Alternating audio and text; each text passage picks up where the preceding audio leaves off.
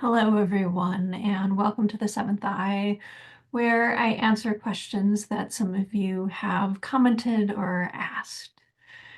So, I've gotten a few questions over the last few weeks about some of the comments that I've made about power. I did a video about power, as well as I talked about, I believe, in my video on the third chakra, the solar plexus chakra, about how there are tests of power on the spiritual path. I also talked about this recently in an interview in which I was talking about some of the difficulties that gurus and spiritual teachers get in.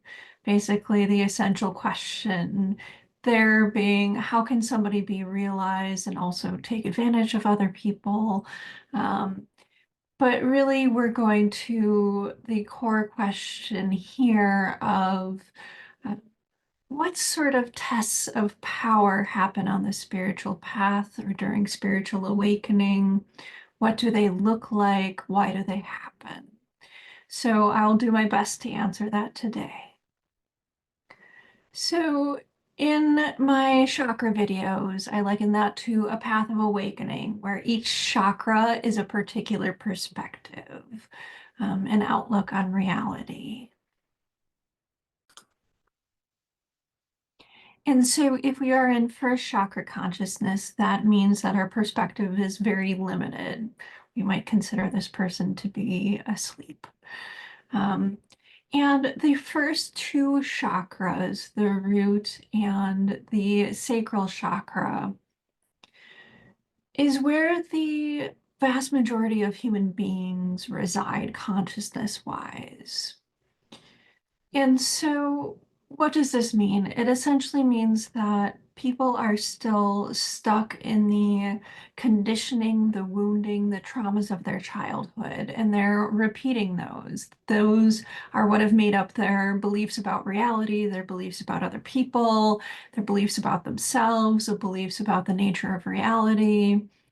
And so the vast majority of people don't really rise above this to that third chakra level where somebody has not necessarily fully completed all of their work of childhood, released all of their conditioning, but they've done enough of it to be able to have their consciousness rise to the third chakra, also known as the power chakra, or the chakra where we start contemplating world rather than just our kind of personal stuff, our personal stories.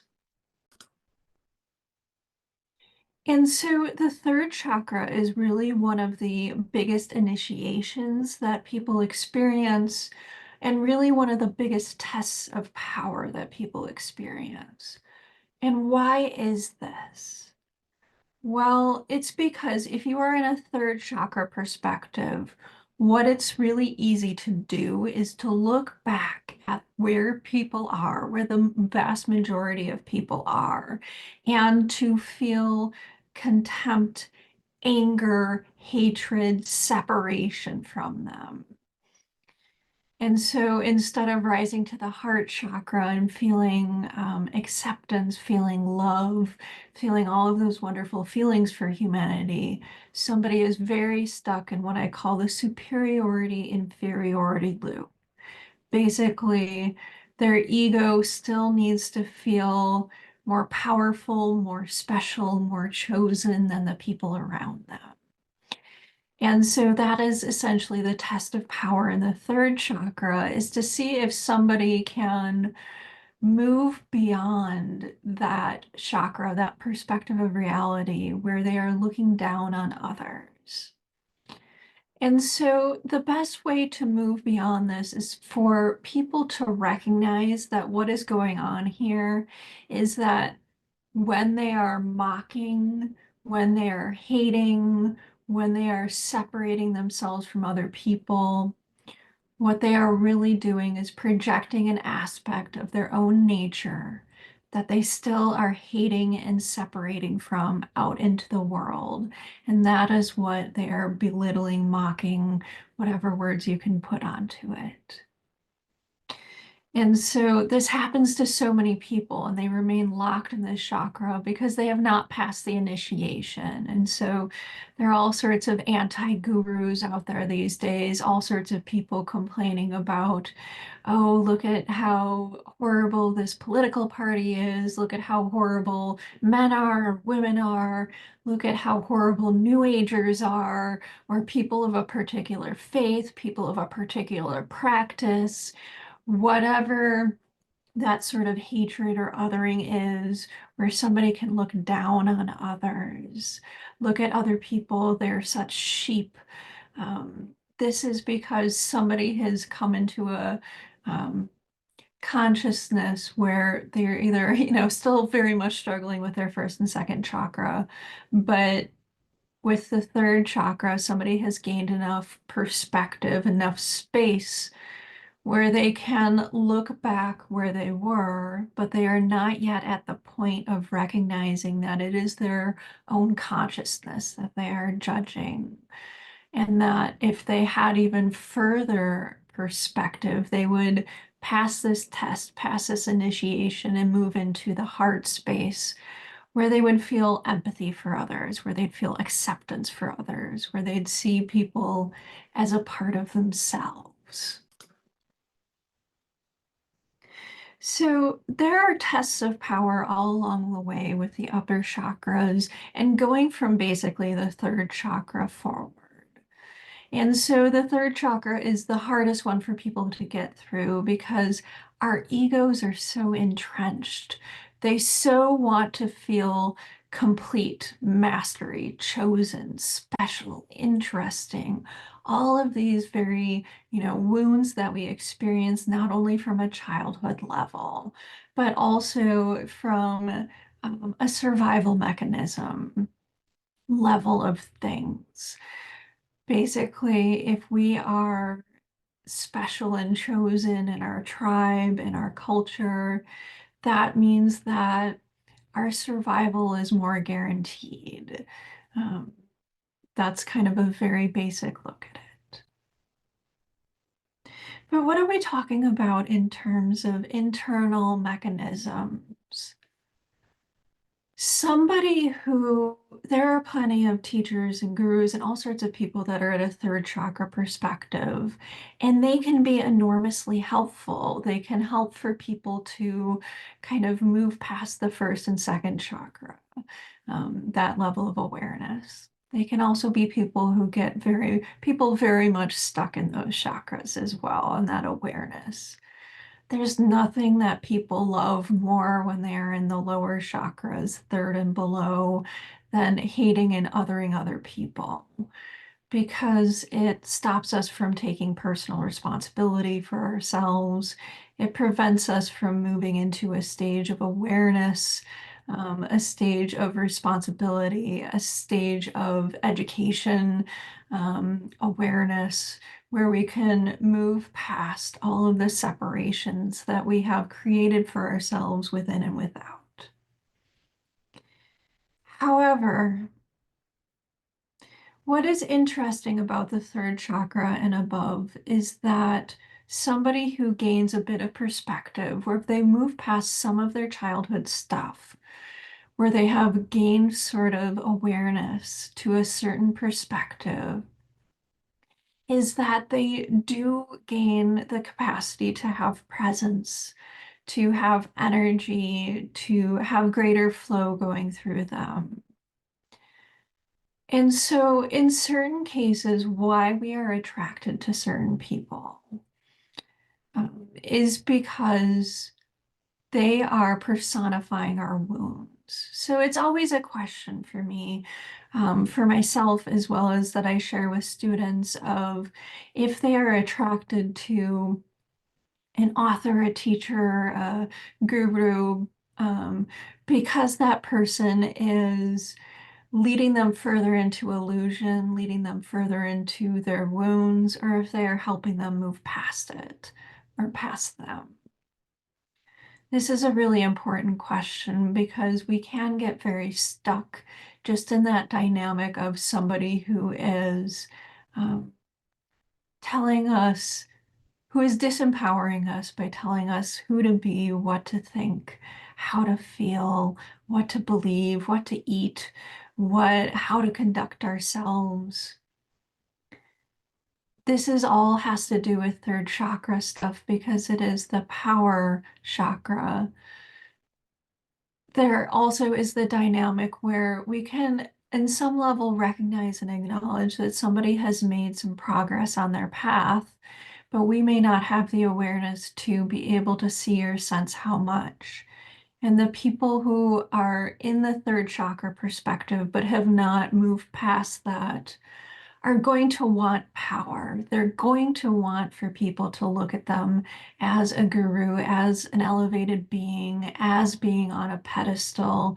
They need that, they want that because they have not fully resolved the lower chakras yet. And so what they're setting up is a dynamic in which other people are feeding them their power, their energy, their light.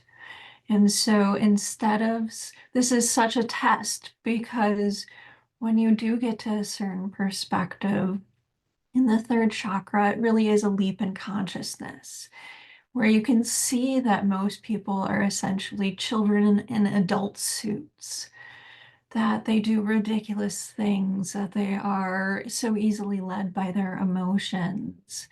And it is easy if you are a certain personality type to take advantage of that instead of to look within yourself to develop your own power, to really look at the fact of why do I need to present myself a particular way? Why do I need to feel above, different, superior? Because those are all methods of separation. And so the third chakra is one of the biggest leaps in consciousness because it is where somebody breaks through the superiority inferiority loop. It is where somebody needs to go internally and ask themselves if they're relying on the power of others or if they can look within, find some humility, find some grace, see themselves in the people that they are othering in order to get to the heart chakra center of awareness. So the third chakra is one of the bigger leaps of consciousness, but all of the rest of the chakras, and beyond a certain point in our spiritual awakening, things very much are about developing our own power. And so you can look at my video on power, but basically I would define power as the capacity to do things with agency, to do what we want without barriers in place. Of course, there are always going to be systemic barriers for many of us. Um, but in terms of shooting ourselves in our own foot, so many of us do that all of the time, and we don't recognize that we have so many conflicts and barriers within that are preventing us from leading a simple life according to our will, agency, according to where our soul may lead us. So let's really get back to the question. Talk about power and spiritual initiations on the spiritual path. In our lower chakras, we are typically stuck, well, we are stuck in victim consciousness.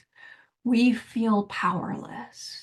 And so there is a need to heal our victim, and that can only be done by really truly being with our inner victim, by recognizing their pain, by letting them know that their pain is valid, and then by leading them out of their stuck places into a more adult space, emotionally and spiritually. Basically, allowing them to sort of catch up with your present day self. But once you get past that victimhood, which is really kind of, third chakra and below, so first, second, and third chakras, is that you start to develop more power, more light on your spiritual path. And again, this means you have more agency, more capacity to simply do what you want to do. It also means that you have more time on your hands because you're no longer caught in a lot of the ego competitions, the needs to assert yourself in reality in a specific way, or playing out kind of all of the varying plays of existence, which a lot of them have to do with trying to get the world to approve of us or to see us in a particular way. When we get to the heart chakra, that is really where self-love develops and where we can move past, the bulk of caring about what other people think about us and letting other people get in the way of doing what our soul's work is here, what we are here to do, so to speak. But this also means developing power. And what is power? It is greater energy, it is greater presence, it is greater consciousness. If you ever have the opportunity to be in front of a realized teacher, you can um, see this reality for yourselves. Because, like I was talking about earlier with spiritual teachers that may want to take advantage of other people, or maybe in a place of needing the energy of their followers, what you will notice about those energetic dynamics is all of the energy goes to them. They are a god, they are a demigod, they are special and realized and powerful and beyond us and all of that sort of stuff. If you ever encounter somebody who is truly realized, what emanates from them is stillness, a sense of peace, a sense of deep connectedness. We very much live in a culture where we look for people who are kind of loud, have the presence essentially of a car accident we might see on the side of a road.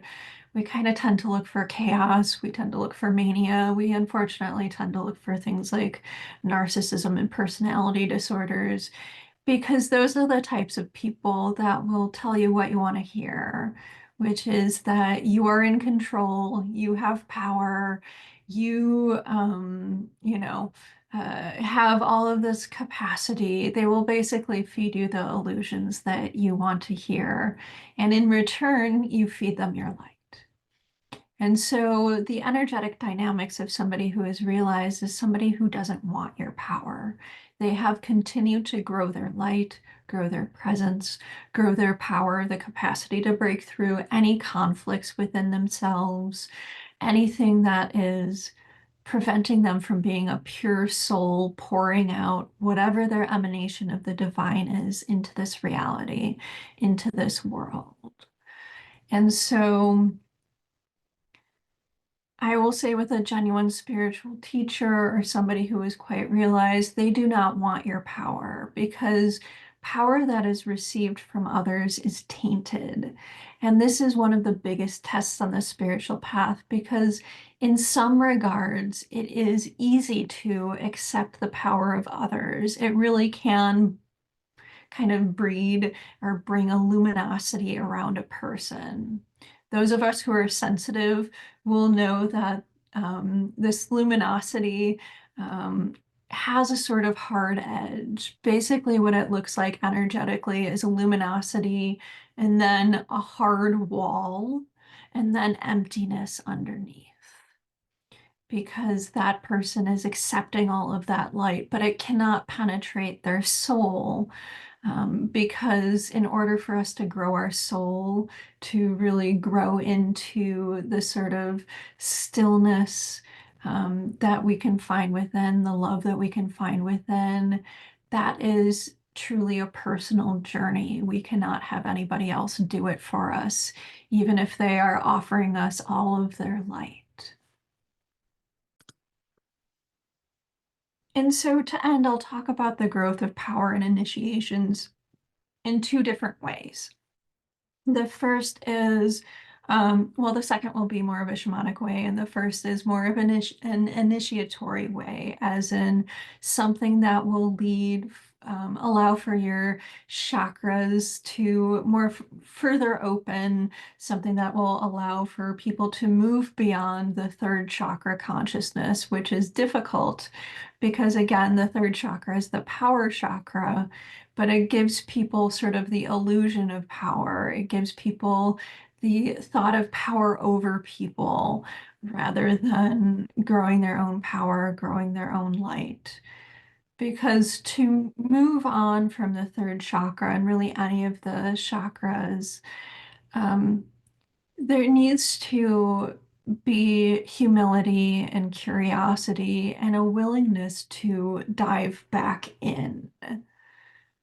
Because if what we are looking for on our spiritual path is to find that illusory, oh, I'm better than most of the other people around me, or oh, I can tell everybody on the internet about my spiritual awakening, or, oh, I feel special and chosen, those sorts of ideologies, that person won't move beyond the third chakra awareness. They'll probably live that out for the rest of their lives. It's just feeling slightly superior to other people without an awareness of, I wonder if in oneness I would experience myself as separate in this way. And so, what happens when you go further and further on the spiritual path is that you have these tests that all require for you to humble yourself yet again, to really look within to see what is separating yourself from being a part of oneness. What is separating? What are the conflicts within yourself that are separating yourself from yourself? What is separating you from other people? What is separating you from the earth, from the sky, from the divine? That is how we find and we realize our power. And it is always by looking at our wounds that we find where we have prevented ourselves from gaining power and perspective, what has prevented us or caused for us to armor and separate ourselves from our natural state, which is one of connection and ultimately feeling that power, that capacity to be a part of all that is. And so the way that these tests or initiations come up is often through recognizing a layer of wounding and working through it. For example, if somebody rises to the heart chakra, what will start to come up is all of the times that somebody has been a persecutor. This is the work of the heart and the throat chakra, is we go from victim into recognizing our victimizer. And so the initiation here, the opportunity here is to work with and through all of the times that we have taken power from others, that we have caused for others to experience pain and suffering. Um, and so working through that is initiatory. It grows our light, it grows our power. We go into the sixth and seventh and Bindu, which is back here, all of which I've done videos on. Those initiations are more technical. And so what do I mean by that? A lot of people talk about the sort of psychic capacities and abilities that open up, especially with the third eye, but with the crown and, that sort of stuff as well. And, all sorts of cities and abilities and that sort of stuff. And so the test in terms of power for the upper chakras is, again, looking at what our purpose is, looking at what we crave. Are we clinging on to those psychic abilities to separate ourselves, to tell ourselves how great we are? Or can we just treat them as byproducts of the spiritual path? If we are able to treat even extraordinary experiences that happen in in the upper chakras as simply byproducts of the path, what happens is that we pass those initiations. And we again grow our light, we grow our power, we grow our capacities as human beings, as ensouled human beings, as whatever emanation of the divine that we are here to put out into the world. because that is essentially where it all leads us. We have all this clutter in the way that is preventing us from shining. And what is it that we are intended to shine? Whatever aspect of divine consciousness we are a part of, whatever sort of current or flow of energy we are here to put out into the world. Um, we have so much that is blocking us from experiencing that fully, from sort of removing all the clutter energetically, spiritually, mentally, from simply being that pure light, whatever color light that may be. Uh, and I will talk about tests in one more way, which is that some of you, like me, may have more of a shamanic path. And what that means is that initiations can be, not saying that initiations in terms of spiritual awakening are not difficult, they truly are. But shamanic initiations tend to be another beast entirely. And so with shamanic initiations for power, it looks a little bit different because your capacity to grow power is for other people. It is sometimes to grow a specific type of power or to grow power in general, or to align yourself with specific energies, specific spirits, specific beings, in order to be of spiritual service in some capacity to the world. And so those initiations may be a bit different. And so those initiations may take place during dreams where we actually encounter spirits and energies that put us through tests to see if we are worthy enough, if we are ready enough to experience a specific type of power. It might be through shamanic dismemberment dreams where our body gets released, eaten, blown apart, and devoured in some capacity to be put back to about together in a way in which we experience healing, sure, but the core of it is to kind of disassemble and reassemble in a way in which we can contain more power, more capacity for the people that we are being of service to, for our communities. And so, somebody who is on a shamanic path, these are not things that somebody should go looking for. Sometimes people visualize them. I love creative visualization. I do it a lot in my path, but there is a difference between visualizing an energy coming to us or visualizing something happening. For example, visualizing a shamanic dismemberment and asking for it to happen versus it happening spontaneously because we are going through an initiation at the proper time and space in order to be able to inhabit more personal power, inhabit more spiritual power. And so I will say that sometimes people fail these shamanic tests of gaining more power, and in that case, they may just be put through the test again and again, you know. So I've personally gone through some tests where I've, sort of failed 5 times or more, or, had partial rememberments and stuff like that. In that case, I really needed to look at, like any test, why I was failing, what I needed to heal within myself, what I needed to look at within myself to ready myself to move past that initiation, to, pass that test in order to gain the power and capacity that is being offered to me. So I hope you found this interesting and it is of service to you on your path. Feel free to ask questions below. I'm always interested in power dynamics. And because they get to the core of the mechanism behind things, which is always one of my interests, is looking at the energetic mechanisms or how things work, how energy flows um, between people, between a person and themselves, between a person and a collective, all that sort of good stuff. So thank you for watching. Thank you for listening.